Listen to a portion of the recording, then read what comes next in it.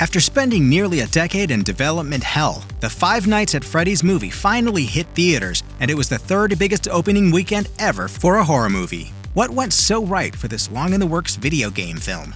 The Halloween season needs a big horror movie every year to give people something spooky to watch in theaters. Moviegoers want to have that communal experience during the year's scariest holiday, and Five Nights at Freddy's filled that hole this year. The other big-name horror flicks were already released earlier in the season, with The Nun 2, Saw X, and The Exorcist Believer all hitting theaters within the last handful of weeks. They've all run out of gas at this point, which cleared the path for Freddy's. Welcome to Freddy's.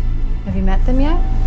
This one may seem obvious to those who are in on it, but it cannot be overstated enough in light of what happened over the film's opening weekend. Five Nights at Freddy's is an absurdly popular video game series. The games became a total sensation online over the last decade, with YouTuber Markiplier's playthrough video from 2014 boasting 114 million views. Oh no!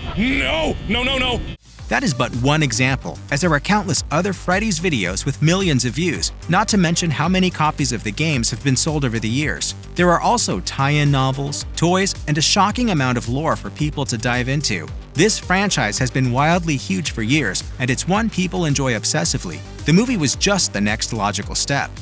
The most important metric when looking at the success this movie has enjoyed is the demographics, specifically young moviegoers. A staggering 81% of people who saw Five Nights at Freddy's in theaters on opening weekend were younger than 25, according to Box Office Pro. This simply doesn't happen.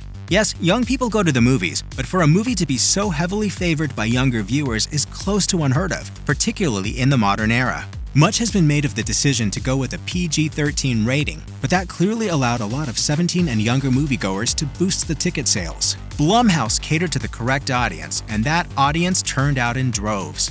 No doubt about it, horror is the most consistent genre at the box office right now. In 2023, we've seen more superhero flops than hits, with films like The Flash tanking badly. Superheroes are no longer the presumed dominant force theatrically. Enjoy your life. Do you? Change literally nothing. I'll see you again never. But studio-produced horrors in theaters, meanwhile, has only suffered a few true misfires. In the case of something like Renfield, that had more to do with the budget than anything else. Five Nights at Freddy's capitalized on the fever for the genre right now, and specifically, it gave young folks a horror movie to embrace for the Halloween season. This is what can happen when horror catches the right wave at the right time.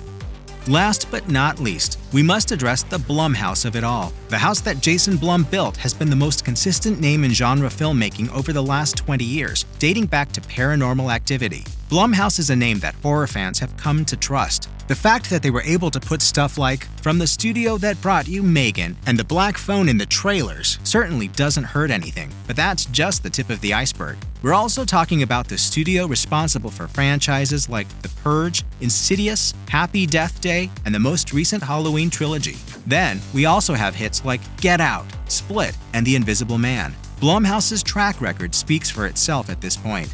Much like A24 has built a reputation for lovers of indie film and auteur cinema, Blumhouse has become the go-to horror hitmaker in Hollywood. It's undeniable at this point that having that name attached to your movie helps matters.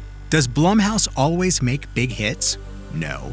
But the ones that hit do hit very hard, and those are the ones that stick in the minds of the movie-going masses. The hits far outweigh the misses, and that has earned the studio a certain level of credibility. Five Nights at Freddy's is in theaters now.